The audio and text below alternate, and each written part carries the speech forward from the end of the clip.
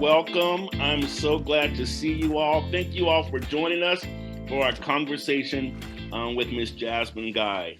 I bring you all greetings from Atlanta with the Wilson Pickett Legacy Organization, headed by Maxwell and Brenda Pickett. I also would like to introduce myself. I'm Kenneth Green, and this afternoon was produced with my colleague, Kanique Freeman. We are both creative producers for the Wilson Pickett Legacy.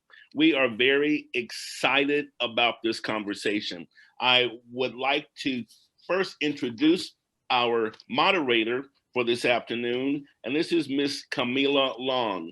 Camila Long is an innovative leader and dynamic theatrical professional. Her multifaceted theater career includes roles as an actor, director, producer, educator, fundraiser, activist, and speaker.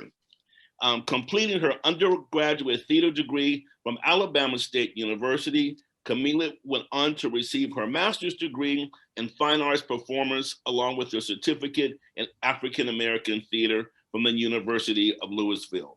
Recently, she founded and is the CEO of The Black Hole, a multimedia company focused on centering the Black global community through art and storytelling. Please welcome our moderator for the afternoon, Ms. Camila Long. Well, hello, everyone. Hi, Kenneth. Thank you so much. I'm so happy to be here. We get to talk to Jasmine Guy today, so I'm just excited. Okay, well, great. I'm going to go ahead and introduce Jasmine, and we'll get the conversation going, okay? So Jasmine Guy continues to enjoy a diverse career in the arts, well known for her iconic role of Whitley Gilbert in the 1990s hit television series A Different World. Jasmine can currently be seen in Harlem, the new comedy series from Tracy Oliver for Amazon Prime, and Vanished, Searching for My Sister, a movie for Lifetime that premiered in January. Guy's long list of television credits include her recent multi-episode role in Grey's Anatomy, Showtime's Dead Like Me, HBO's America Me, BET's The Quad, and the CW's Vampire Diaries, as well as many episodes of The Fresh Prince of Bel-Air. Jasmine Broadway performances range from the Alvin Ailey Repertory Dance Theater, Grease, on Broadway as Rizzo, leader of the pack, to The Wiz, to Chicago, where she portrayed Velma Kelly. Guy is an author of the book Evolution of a Revolutionary, about the life and times of Afeni Shakur, Black activist and mother of slain rapper Tupac Shakur. Jasmine now travels the country sharing her vast and diverse experiences with people from all walks of life. She speaks at colleges, universities, conventions, and conferences, and leads workshops in diversity, acting, and living out your dreams, your aspirations, and your calling. We are so proud and so excited to have Ms. Jasmine Guy. Please welcome Ms. Jasmine Guy. Yay. I will turn the conversation over to you, Ms. Long. Before I do that, Ms. Guy, I just have to tell you one thing before we get started. As we were going through so many of the notes and comments from people, so many people have said how proud they are of you. So I want to say I am proud as well as everyone's here. We are honored that you're here this afternoon. Thank you so much. Thank you, Kenneth. I appreciate that so much. Thank you. Well, thank you so much again. It's a lot of excitement about you, and just hearing from you and seeing you and honoring your legacy. We're so grateful today to be able to have this conversation. So thank you to the Picketts. And we'll go ahead and get this thing started. We have some questions that we're going to get to later for all of the people who are on here live listening today. So if you're out there listening, go ahead and say hey in the chat. Again, and then Jasmine. So we want to have this conversation today about arts and leadership. Okay. And you've been in this business for a long time, and we've grown up with you, and went to college because you went to college on television. And we also changed culture in school days. You know, we saw you go through all of those phases all the way into where you are now in womanhood. You directed on the screen and also on the stage, and you've been such a positive influence and a force in our community. And for me also, as a Black woman watching you, and basically leading the way for us, or I would say illuminating the way. What do you think has been your, I would say, driving force going through the business? If you could just tell us a little bit about little Jasmine and what inspired Jasmine to begin her career in the arts. Oh, wait, I'm gonna get this picture to side my refrigerator. Hold on.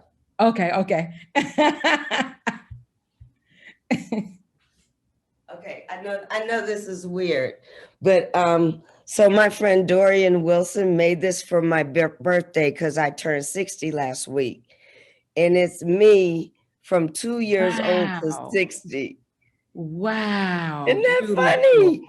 So when you said that about little Jasmine, I hadn't really thought about little Jasmine till he gave me this.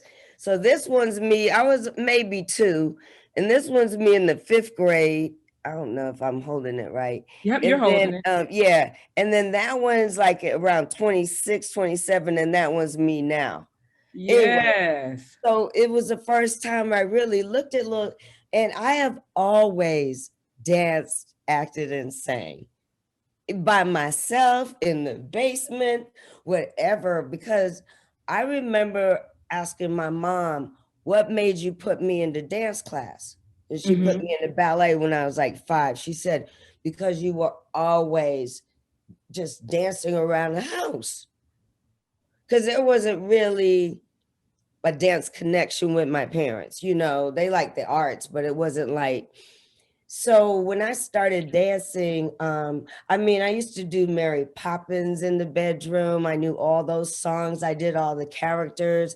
I used to put shows on in the bedroom. I used to get all the kids together at recess. I was probably obnoxious, you know what I mean? But it was just the most fun to me was to pretend I was something else, you know? And then when I started dancing, I danced at Spelman College here. They had a dance school for the community. And I danced there from like 7 years old until 12. Ballet, modern, jazz. And I would walk from Fair Street across the campuses of Morehouse and Spelman to get to Reed Hall. Little bitty thing. I mean, that's when kids used to be able to walk to school without getting kidnapped and whatnot. You know what I mean? So I can tell that it is a different time, but I grew up on those campuses, and my parents, my grandparents, my aunts, everybody went to Spelman and Morehouse on that side of my family. So it is ironic to me that the first big things that I get, first is Alvin Ailey scholarship to get to New York. I did Fame when I was 18. And then I did, of course, School Days, which brought me right back to Morehouse. I mean, I just met Spike I danced at the coronation. You know, so we're not talking about a long year period of time, but in my mind, so much happened between 17 and 21 years old. You know, at one point I thought, wow, I'm already living my dream. Now what? It kind of, because when I was at Ailey's and I was learning Revelations and I was the first, oh my goodness. Are you kidding me? I felt like I was dreaming. You know what I mean? Because I always dreamt of being in Revelations and Blues Suite and working with, oh my goodness. So sometimes I would get a little freaked out. Wow, well now what? I didn't have any other dreams past that really, other than I love Ruby Dee. And you started off, it's like you grew up then in front of us, being so young, having achieved so much. Yeah. But the irony is I never felt like I was where I should be. My sister was here staying with me last week for my birthday. And I said, remember how every birthday I would call you crying? I'm going to be 19 and I'm nothing. Oh my God, I'm 21. I haven't done anything. Oh my God. She said, yes, I remember, because I just was losing it. And now I'm 60 and I'm like, yo, I made it. I'm 60. Yes. And you know, Jasmine, another thing that has been wonderful too, with you coming out and us getting a chance to hear you talk more.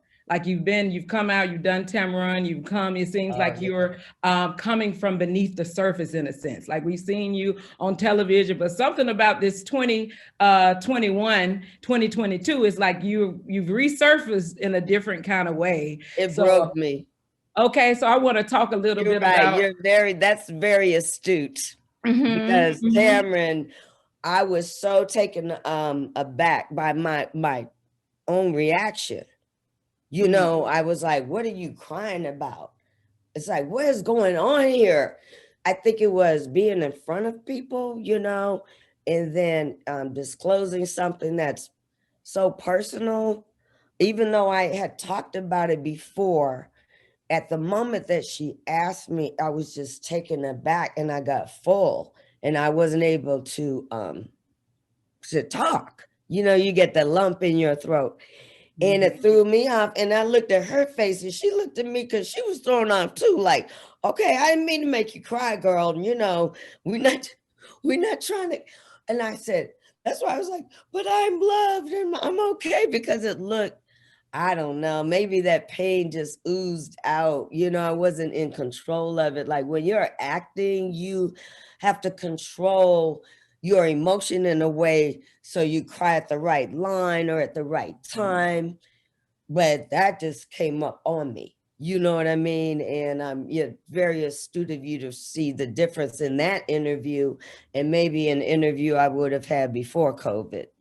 You know, because I think the solitude and isolation of COVID and I don't know, something happened during that time. The fear, the insecurity, the vulnerability. I had like 3 or 4 jobs right before COVID hit. And I was just like, yo, can I get back up on my feet? You know, it was just a shock to my system. I didn't even know what to think about the future. I was just trying to deal with the present. Yeah. And I think that I talk differently now because I realize that it's not all that precious, that a lot of us are going through the same things, and it's okay to share those things. Right. I'm okay sharing my life, but it's hard for me when it crosses over into my kid or my ex-husband or my parents, you know, because it's like putting their stuff out there. So I always try to frame my stories in a way that doesn't invade on other people's privacy. Right. Yes. Yes.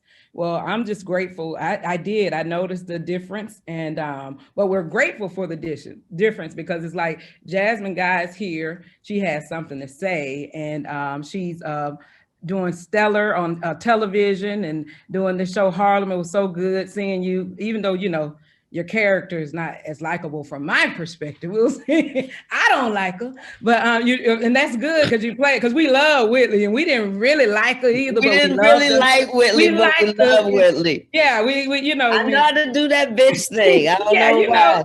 You play that. Say to Grace, I'm like, I am so mean to you as your mother. If I ever talk to my child like that, I would destroy her.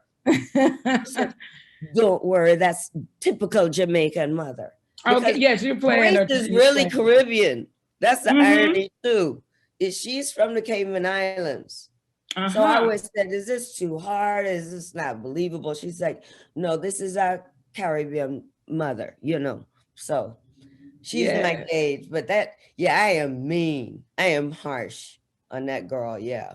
Yeah, we love to hate you in the series, but it's so good to just see you out there and doing your thing again. So you've got all the support of so many people just excited for your career. And I want to be the audience today and kind of like mind you. We heard a little bit about little Jasmine, and then we know where we kind of are right now. And but we don't know the entire journey, of course.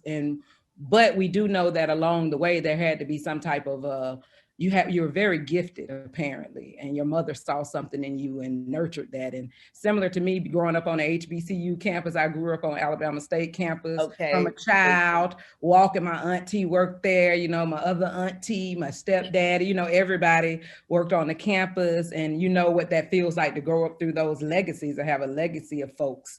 And then you go off and you shine, and like you said, you represent those folks. And even though you're telling your story, you don't be wanting to tell everybody business because you're such a star. But you also had to do some type of activism and also some type of advocacy for yourself and others on the way. So I wanted to know if you could talk a little bit about your advocacy for yourself, getting through and navigating Hollywood. And what does that look like, or an example of what that looks like? Well, I'm very grateful that I went to New York after high school and not directly to LA. I just do not mesh with the culture. But going from Atlanta to New York was more familiar than going from Atlanta to LA.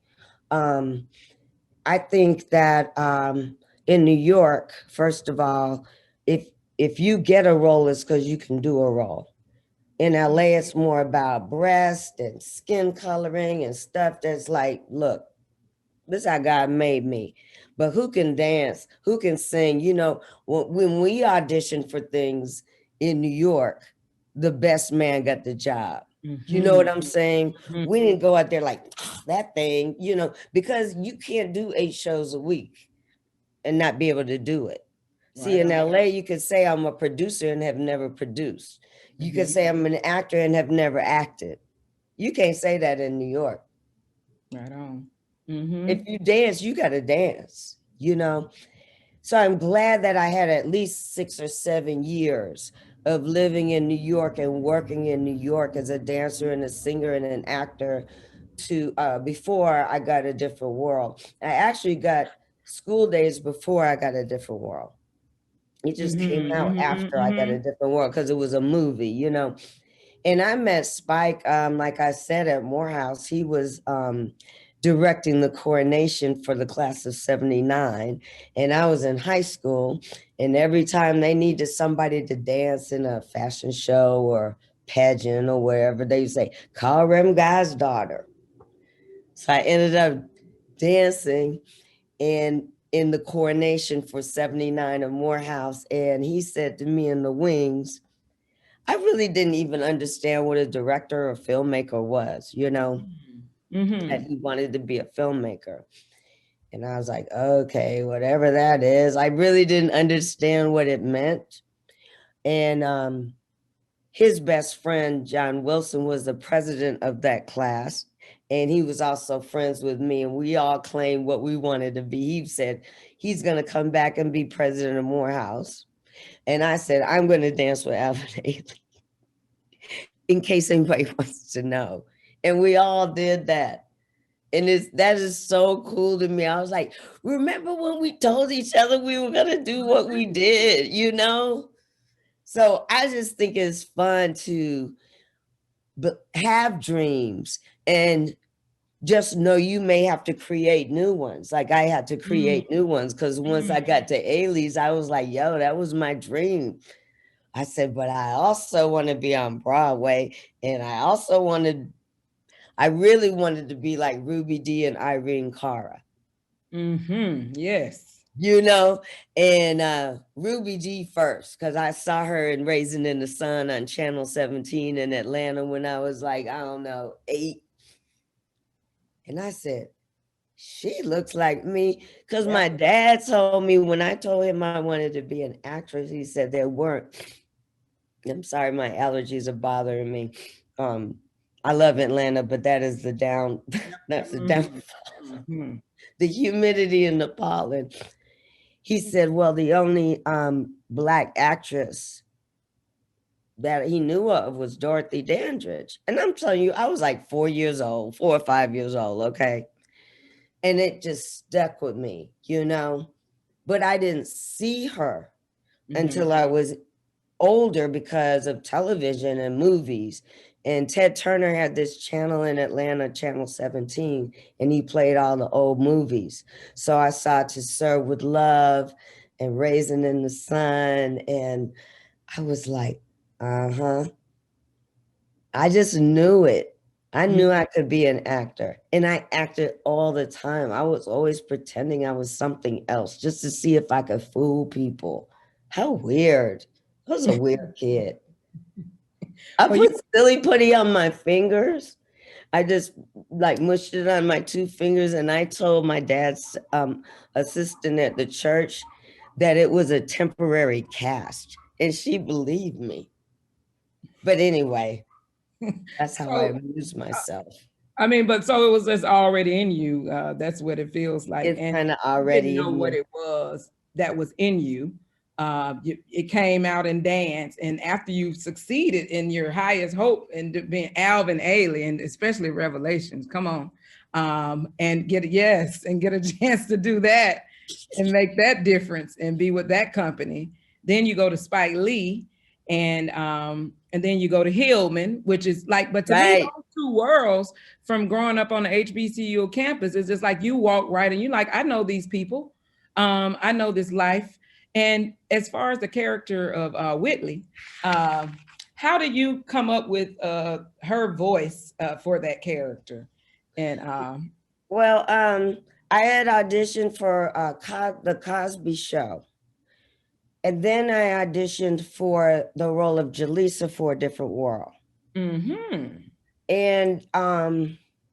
the casting director pulled me aside, and I was just acting like I hadn't had any acting lessons or anything. I was just like going in there thinking, you know, and he said he wanted me to work more on my energy level. Like it was too laid back, too natural, whatever. And then the second time I went in there for the role of Jaleesa, they said I looked too much like Lisa Bonet. Okay. And then I went and did School Days, and Robbie Reed was casting School Days and casting the parts of A Different World. And she brought a lot of us in from the movie. So me, Kadeem, Daryl, Roger, I mean, she just brought a lot of us School Days people in to read for A Different World because they had started on the show, but it was missing something, you know? So now the role I go in for is not like me in any way. It's more like, and so I said, well, I'm just, obviously what I'm doing before isn't working. So I'm going to talk like Miss Pinkert. And she was my 3rd grade teacher. When I first moved to Atlanta, I was 7 years old, and I couldn't understand anybody. I couldn't understand the Black people or the white people. Black people talk like this, blah, blah, blah, blah, blah. And the white people were like, go fetch me them Snickers over yonder. I was like, oh my God. It was like a foreign language, okay? And of course, they made fun of the way I spoke, you know, whatever. Anyway, I think having to listen so hard and attune my ear, I was able to do everybody in my classroom, how everybody talked, and I would just do that. You know, when I came home from school, I do it from my mom, or you're like, Miss Pinker said, go fetch me them Snickers over yonder. And we would just be cracking up. So anyway, I just went for it. It had nothing to do with reality.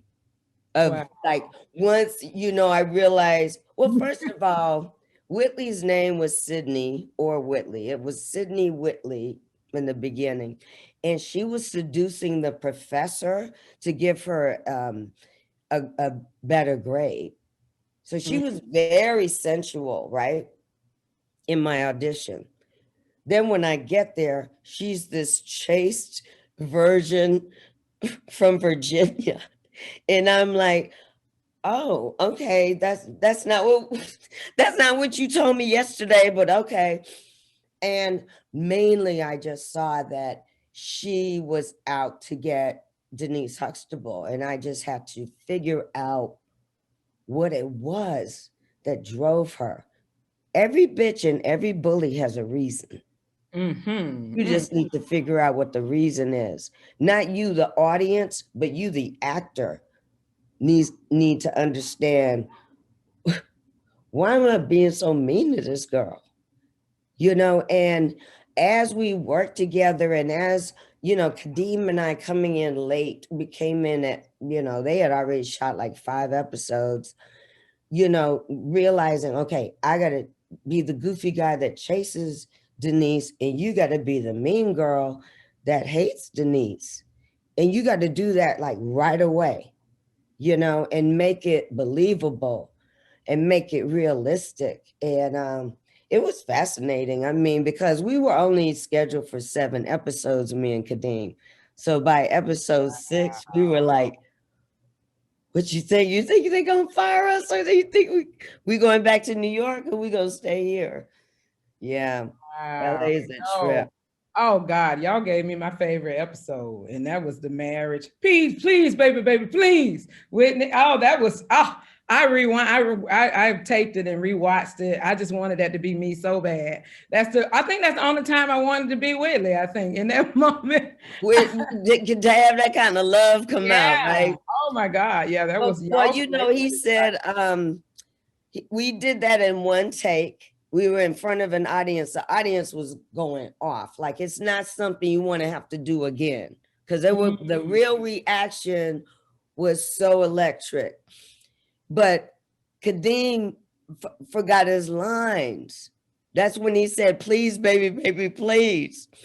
And I was like, okay, I'll cut in, because I was waiting for my cue, but I didn't realize he had gone, you know, he had gone up. And when he said, please, baby, baby, please, I'm like, that's where she's got to have it.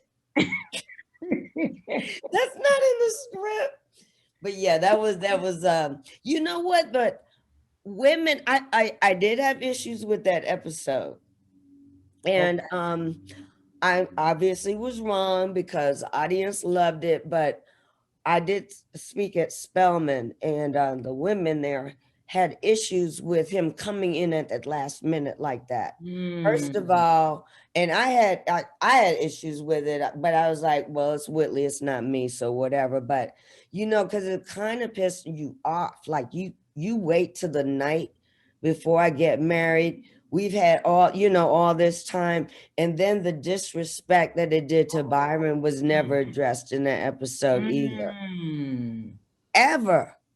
He just kind of like disappears, and so it's a good episode though. I'm not saying that, but there are issues within it that I had problems with, but you still have to be entertaining.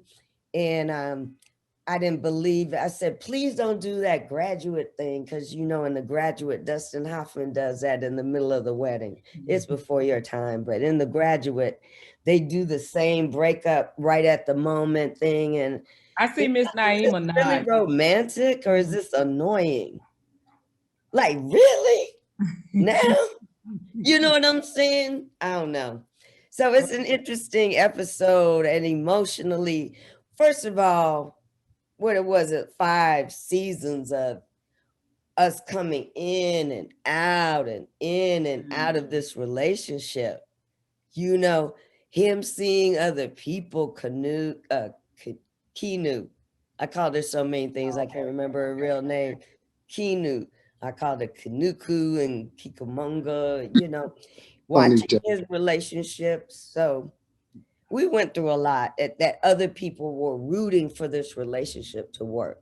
Yeah, we were big time. So y'all did that thing and changed. I mean, it's generations that went to college just because of that show and school days and just the impact in our culture during that time. I just think it has everything to do with the numbers, and then seeing ourselves outside of just going to get a job, and fraternity life and all of those things that it exposed us to, and asked us different questions. We wanted to go get some of that, and so it really inspired us to be, scholars and navigate some of those situations that were from date rape to all types of situations that y'all in, and some of so did that stick with you going through? And I'm gonna probably talk about 5 more minutes, and y'all will get some of y'all questions, but did that continue that legacy? Because I feel like the work that you chose to do, were there things that you turned down, and is there a specific way or trajectory that you were on that you decided somewhere along the way that I'm only going to do this type of work for this reason? I would have taken a number of jobs that I didn't get, but these were the jobs that I got, if that makes any sense. So I auditioned for many, many, many things. So, I can only talk about the jobs that I did get, but I didn't have a particular trajectory.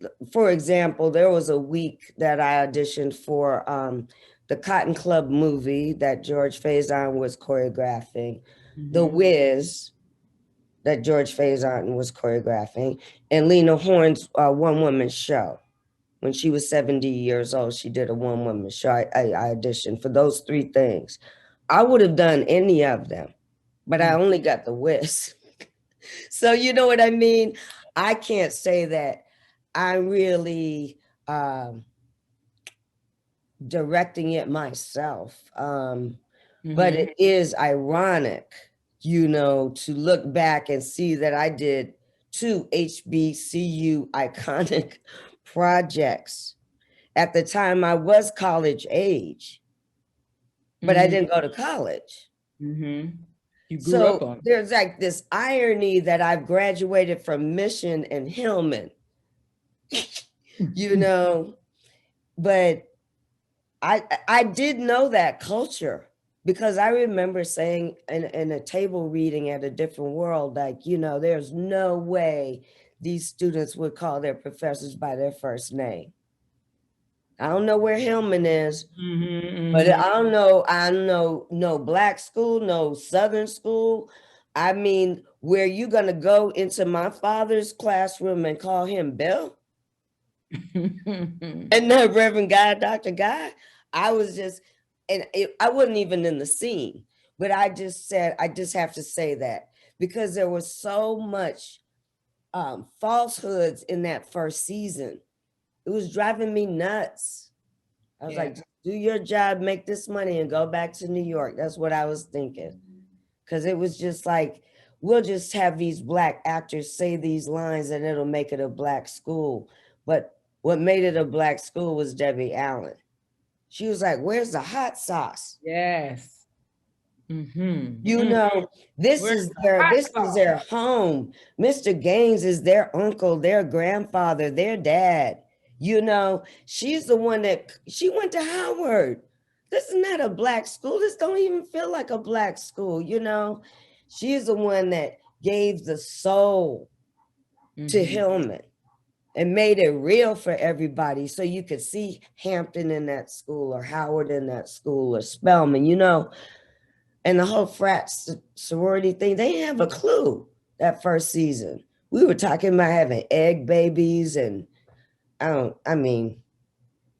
glad they stayed on air, but it was a rough season. Okay. Wow. Well, getting to the truth. And then you also talked about just your relationship with Spike Lee and being able to network and build those relationships that end up to relationships. But I want to go ahead and get to the questions too, so that we can honor some of the folks that's on there. Like, I hope she get to my question. I hope she. Okay. So I do want to, is that okay, Jasmine, if I move forward? We're ready. Okay, all right. So my first question would be, it comes from Jasmine. What advice would you give those who are over 30 and are passionate about acting, but have let life get in the way, and now it feels like it's too late to get out there? That's the person. Okay. Well, first of all, Jasmine, you have a beautiful name. No, I'm just kidding. 30 is not, I know it feels like you're old, but you're not old.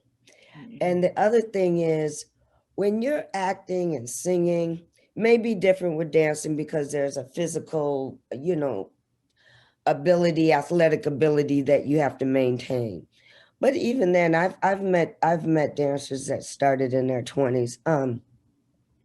You're not done, and everything you've experienced in your life is going to inform your art.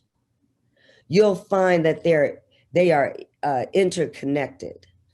And so don't feel like one was a waste and now I'm doing this. It's all one thing.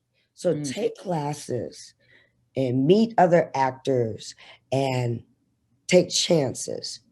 I don't know where you live, but I would suggest getting into some acting classes and being around other actors and learning craft helps give you some kind of confidence. But go pursue your dreams, and baby, you are only 30. All right, you heard it. You're only 30, and I think that's the best advice. So you're young. You're still young, and you could do it. And I'm gonna go to Naima, and it's almost in the same vein. Naima says, "What advice would you give to a person interested in the entertainment business? Like a key word of advice." I believe in information and research. So, even if you may be naturally gifted, I suggest work on your craft, whatever it is. If you're a writer, if you're a director, if you're a choreographer, whatever that craft is, don't take it for granted. And I also believe that classes are important because you meet other like-minded people. I went to a performing arts high school here in Atlanta, and it was the first time that I felt at home. I was like, oh, these are my people, these performing arts people. So sometimes you need to find your little tribe to help nurture that gift within you. Okay. Thank you for answering that for Miss Naima. My next question comes from let me see. Where's that question I want to? Yes, Angelique says, "What has motivated you to not quit your acting career?" Wow. I've thought about it a few times. And I really thought about, what else can you do? I mean, this is really what you do the best and do well. And so I've always tried to teach, direct. I wrote a book. I had to do things always to make sure that I was using all of the gifts and not just getting stuck because that was the one that paid the most money, or that was the one that had the most yield, because I really do love theater, and I did it and I will always do it as long as I can, but it doesn't always pay the bills. So I just tried to diversify myself best way I could. It wasn't like I was going to be something completely different from what I've already been. But can I teach? Yes. Can I choreograph? Yes. Can I direct? Yes. Can I write? Yes. Within this capsule of what I can do, there are other things that I needed to challenge myself in. Okay. So our next question is, what title, this is somebody who know what you've been doing, name, I want to say it correctly, Rookie is the name. What was your favorite part of making your self-titled album? Oh, okay. Well, before I got A Different World, I was trying to get a record deal. So once I got A Different World, I was 25 when I got A Different World. And I said, well, you've never been on TV, you need to focus. So I just focused on Whitley, like completely.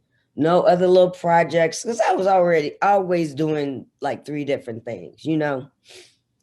And then, but when we came back with the show, I said, okay, I'm gonna go get my record deal. So I really wanted to be like Shaka Khan and Rufus. I wanted a funk band.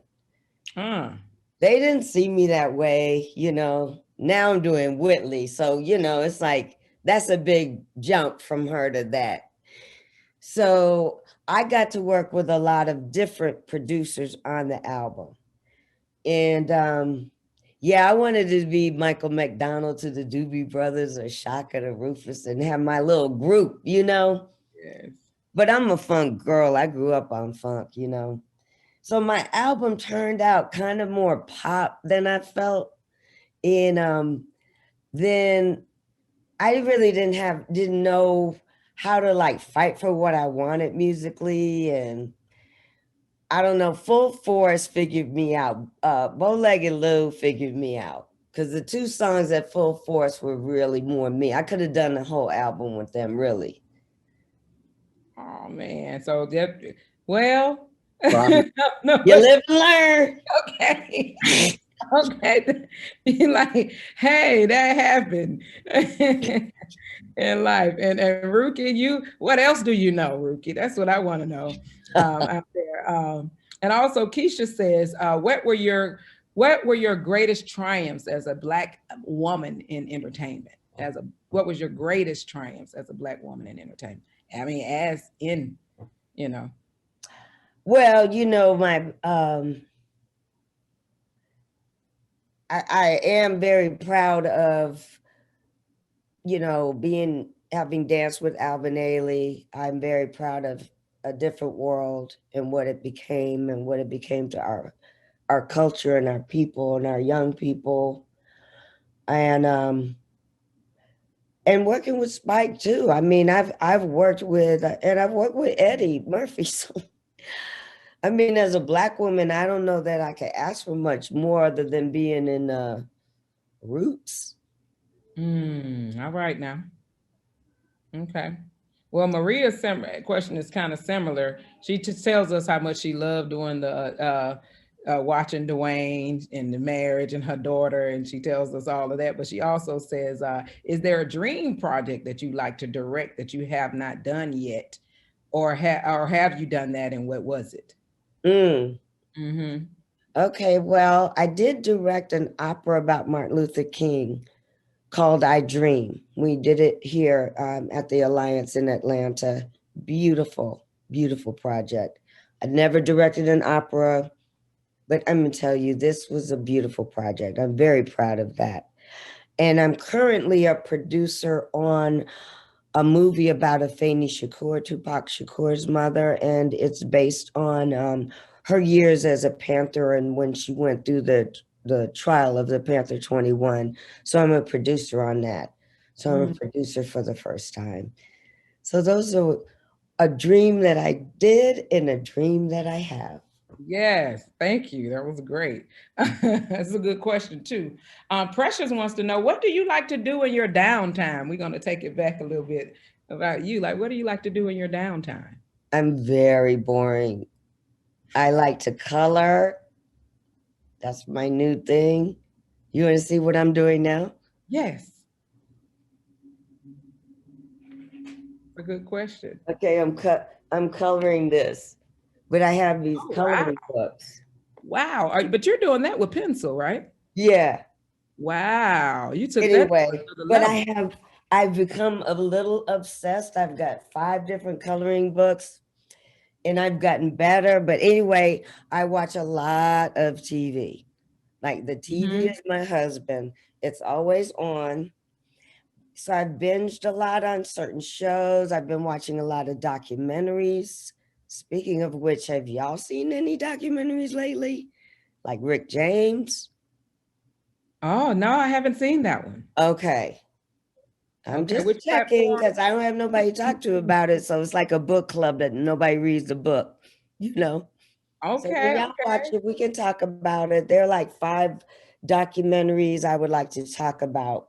Did you see Dick Gregory documentary? I have not seen that. So let's just do those two for now. But Okay, all right. and Well, I don't know if I it's have to have Netflix. a part two. I think it's Netflix, but I don't know. And then I had a ball doing Harlem, and I was so nervous that I wasn't gonna be first after Corona, I had only done like 1-2 episodes. And I was like, what's gonna happen to Harlem? And are they gonna call me back? And is the show getting picked up? And oh my goodness. Because I really love doing that show. Yeah. Do y'all like that show? Yes, we Is love it resonating with you? Okay, because it resonates. Yeah. I think binged those it. women are so talented. I binged it. You did? Fell asleep, came back to it until I got all of it out of my system. So I fell in love with it immediately. Actors are so good. Yeah, I'm so glad it's coming back. That made me very proud, and working with Grace, sometimes I'm watching her work and I'm thinking, she does have grace. She is so professional and kind, and and we were in masks and those the clear, and we were like hooded up when we went back. So making sure to interact with the crew, who must feel very isolated now, because now they're all masked up and we can't even go to lunch with them. And I just said, I hope I was that kind of actor when I was young like her, when we were doing A Different World and other shows. I hope I was gracious like she was. I really loved working with her. And she's funny too, Yes. She got a good sense of humor. Yes. And she got some fine boyfriends. Well, that whole show. Thank you for the eye candy. That whole show is pretty. That's a pretty show, ain't it? Yes, it is. That's part of the appeal. It really is. It's just like, hard to pick. Uh-oh. You got a little feedback. Also, I have another question that's a little bit, it gets in there a little bit. It says, what has been the greatest challenge to overcome, and how did you overcome it? And how did you feel once you surpassed the challenge?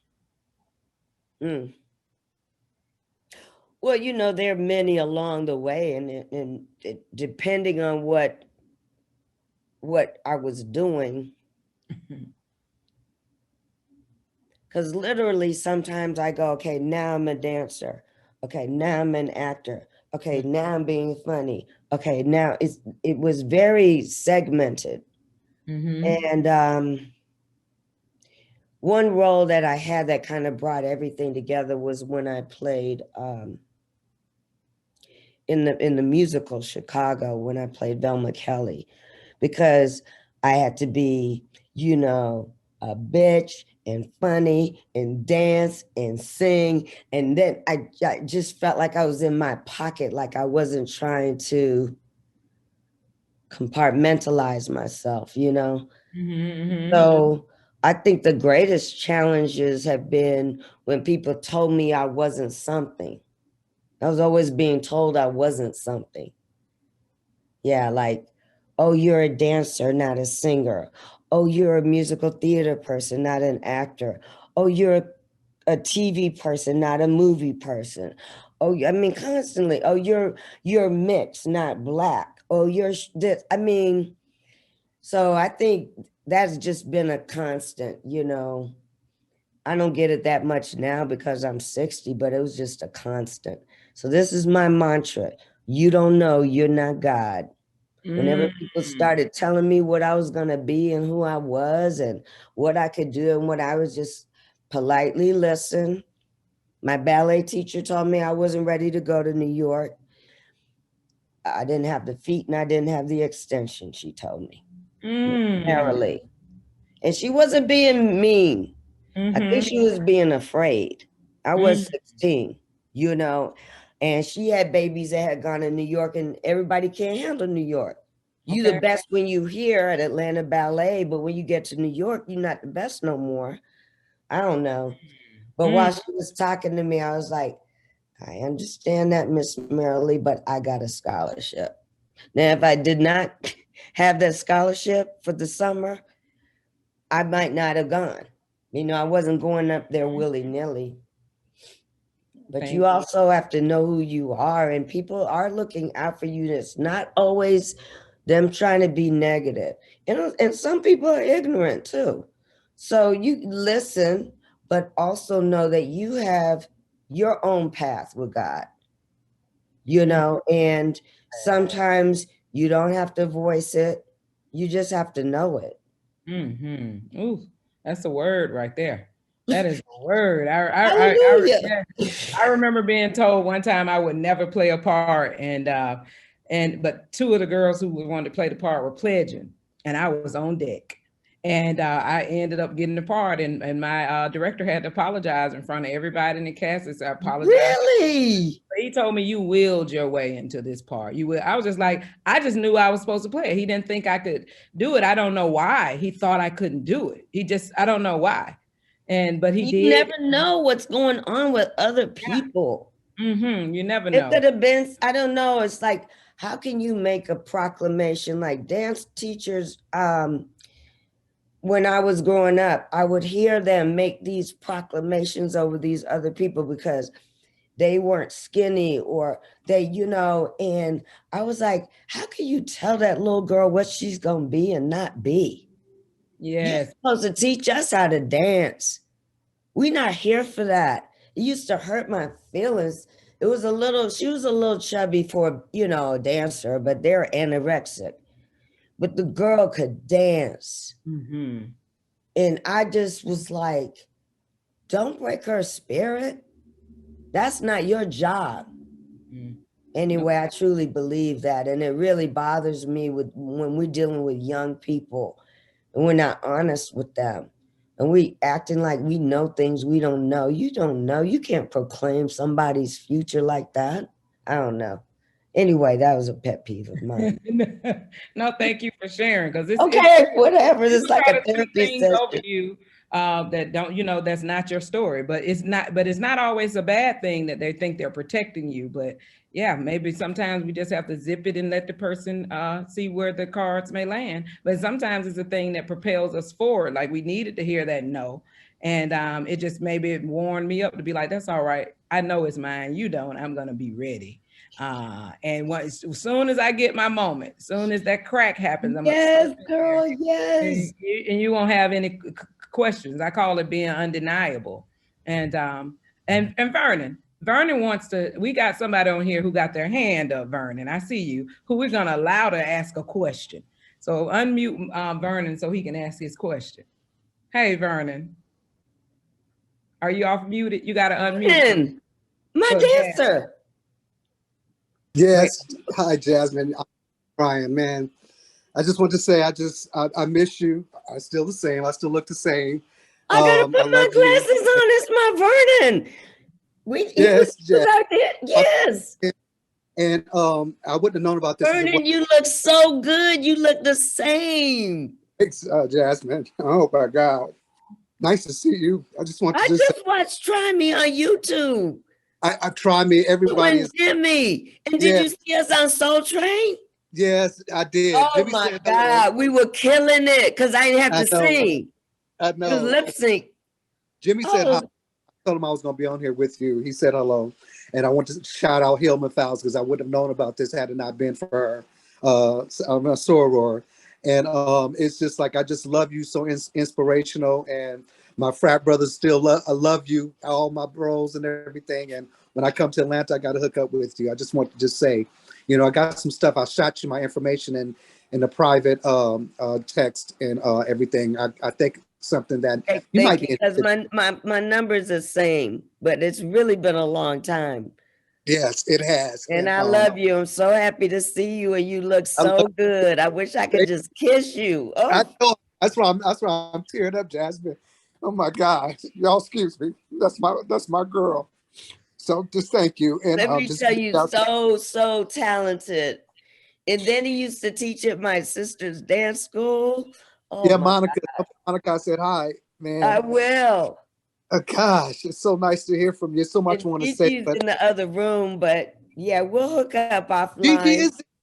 Gigi is in. Oh my God. She's in the other room. Oh my God. Hold on one second. You hold on one second. Thank you I'm for sorry. coming on, Vernon. Don't be trying to make me cry on here, Vernon. Now, I was not gonna do that on here today. Y'all just don't know we go way back. I worked on a different world. I can You're see gonna. the joy. He's freaking out because we Look, just watched Try Me. Look, it's Vernon. Gigi, y'all look amazing. He's crying. Oh my God. Hi, Gigi. How you doing? Hey, good. I'm It good. is so nice to see you. Oh my God, I miss you, Gigi. Jimmy, we Man, talk about you guys all the see me? time. Yeah, there you yes, go. get it, There get you it, get go. it. Okay. They don't know. Yeah.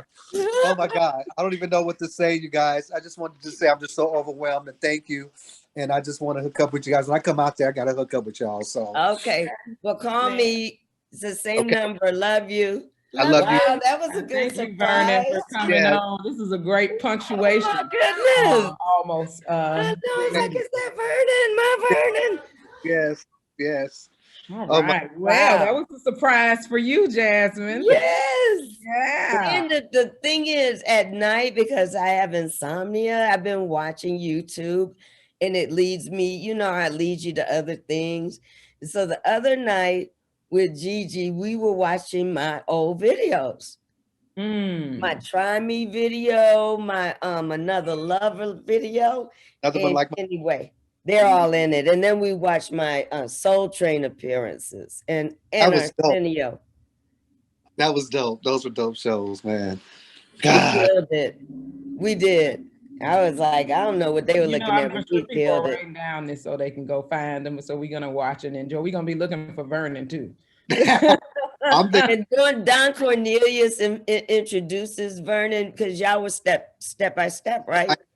Yeah, that's Yes. how they introduce you. Yeah. got my little my young college boys together and stuff. You know, they still doing it. So, you know, I'll talk to you about it. You know, see what's Okay. going on. Awesome. Okay. Well, Sorry, a you lot got of your a time. lot Oh, okay. Go ahead. Okay. Well, I wanted to say a lot of the questions on here are sort of repetitive, or some of them answer, but I want to leave with one more question. And then, Jasmine, I wanted to know if you could just send us out also with the word about, you know, just to the listeners out there who, if anything you want to say about what you have that you have coming up that you want to know, or just any advice that they can have about building relationships moving forward, and the best way to do that, because that was one of the key things that we want to talk about, the value of networking and building healthy relationships. So maybe that's something that we can end on. But I got one question that's like simple. I know who wrote it. It's Bruce. He said, "Do you drink coffee?" I almost wasn't gonna ask it, but I said, you know what? Why not? I was an all-day coffee drinker until about 5 years ago. I don't know. I just lost the taste for it, but I was at Starbucks at least, 2-3 times a day, So I was a coffee drinker. And then I went through a Diet Coke phase, and I went through a Red Bull phase. I don't know why. I love my caffeine, but I do get over it sometimes because I don't know. But yeah, I was a coffee drinker, and I love coffee ice cream. Coffee Haagen-Dazs. Okay. Well, I like coffee. Yes. But you narrowed it down a little bit. Yeah, I just don't drink it every day like I used to. Okay, I see the coffee cups in the okay from that question from long. And then so now just ending on the spirit of the value of creating amazing relationships in the business and networking. If you want to send us off with some words from your perspective on what the how. I just want to encourage us to know our history, read, however you receive it. I like documentaries. And then sometimes I'll see something in a documentary and then read something that follows it up. And I love biographies. I think it's so important to see what we come from, know where we're going. And even if it's painful, and there are some things I haven't seen yet because it might be a little painful and I'm not in the mood you know, but that's what I would encourage for our future, because I don't feel we're being properly educated about our history. It needs to be incorporated in the American story and not separate as it is still. So I just behoove people,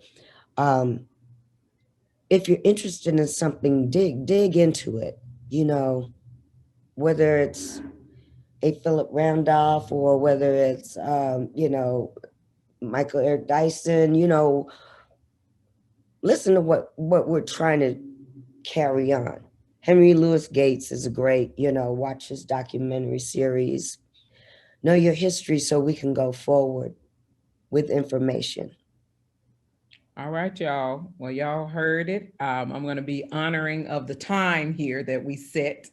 And thank y'all so much. I know everybody's question didn't get a chance to get answered today, but I tried to do my best to get the ones that were kind of similar. I know that Peebo Bryson question keep coming up in the chat. Somebody keep asking me about Peebo Bryson and you. What? Oh, because we did that duet. Yes. Yes. Oh my gosh. I can't believe people know these things. Yes, they've done their Yeah, we were friends. We did a show together, and then he asked me to sing on his album, and oh my God, I was on cloud nine. I was like, I'm singing with Peebo Bryson. That was like when I was the Soul Train word scramble. That shit was so oh, sorry. Oh, I don't know if this is done now. I did good. I did good for an hour, Kenneth. You know, we've gotten you know, we conversing on here, and thank y'all so much for all of your questions. And Camilla, thank you. You're a beautiful person and so easy to talk to. And thank you to the Wilson Pickett family for giving us this opportunity and keeping legacy alive. Yes, and thank you for being such a light, illuminating the way for us. And we are your fans, and we are with you. I hope you feel our love and our support. Thank you, Kenneth, for asking me to be a part of this. And we're fans. I love you. Thank you so much. You're a beautiful soul. Thank you. God bless you. Thank you, Jasmine. Thank you so much. We're going to ask Mr. Pickett to come back and just say a couple words to close out. But Jasmine, amazing. Miss Long, thank you so much. There's so many names that showed up in the chat box that I'm going, wow, you're on here. Wow, you're on here. Everybody showed up. Everybody showed up to see you today, Jasmine. Oh, that's awesome. Great names. I have to say hi to my sis in California. I saw Michael Kinsey, who I just think is amazing. Just a lot of amazing folks. So everyone came to celebrate them. But Mr. Pickett, if you would like to come back on and just say some closing words, and that would be terrific. Yes, I'm here. Can everybody hear me? Yes. Yeah. This has been nothing short of fantastic. Who would ever thought that, you know I never thought that this could ever happen, that someday I would be a part of a conversation with the iconic Jasmine Guy. Now, this has been truly fantastic. And Jasmine, we can't thank you enough. Thank you again so much for agreeing to do this and participate. I know all of the people that came on and shared, they had to have really enjoyed this. I hope they all enjoyed it as much as I did. And I wanted to make everybody that's still listening aware that next Saturday, we all will again gather there in the small city of Prattville, Alabama, to continue to honor the great legacy of my late brother, the wicked Wilson Pickett. There's probably nothing more that connects people together than music and the arts. These are two things that will never, ever fail to connect people in a very special way. And I really do believe that. I love the fact that, you know, I was blessed back in 2008 when my wife and I was brainstorming on some of the things that we could do to be a part of helping to promote Wilson's legacy. And I was introduced to a gentleman by the name of Kenneth Green. And I was told prior to meeting him that they believed that he could be helpful in the efforts that we was looking to undertake. And I tell you, since that time, it has been truly a joy to work with Kenneth and be a part of him and his team, Kanique and the rest of the team. They have just been a true joy. And they have brought a bunch of people to the table to help us out that brings various talents. And I tell you, it just keeps getting better and better. So this year we got treated to something very special, a conversation with Jasmine Guy. Yes. And so thank you, thank you.